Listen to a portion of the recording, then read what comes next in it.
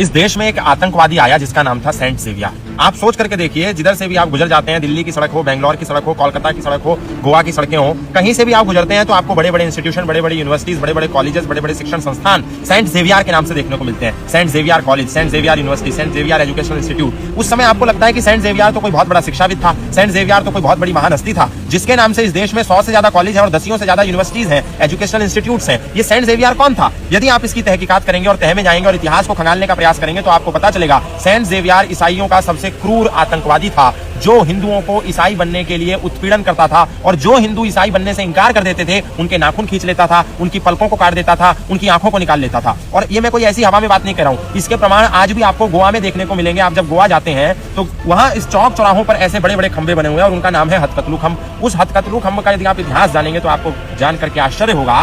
वो हथकतलू खंभ एक ऐसा खंभ था जहां पर सेंट जेवियर के आदेश के अनुसार जो व्यक्ति ईसाई बनने से इंकार कर देते थे तो शाम तक उनके हाथों को काट करके उस हथकतलू खंभ में ले जाकर लटका दिया जाता था। लोगों में यह भय पैदा करने के लिए यदि तुम ईसाई नहीं बनोगे तो तुम्हारे हाथ काट करके हथकतलू खंभ में टांग दिए जाएंगे। आप सोचिए, सेंट जेवियर जैसा क्रूर आतंकवादी जिसने हिंदुओं के हाथ इसलिए काट दिए और एक हिंदू नहीं लाखों हिंदुओं के शाम होते होते हथकतलू खंभ में हजारों हाथ लटक जाते थे और आसपास से गुजरने वाले लोगों के मन में यह भय पैदा हो जाता था कि यदि हम ईसाई नहीं बने तो कल हमारे भी हाथ काट करके यहाँ टांग दिए जाएंगे। बस उसी भय के कारण वो ईसाई हो जाते थे।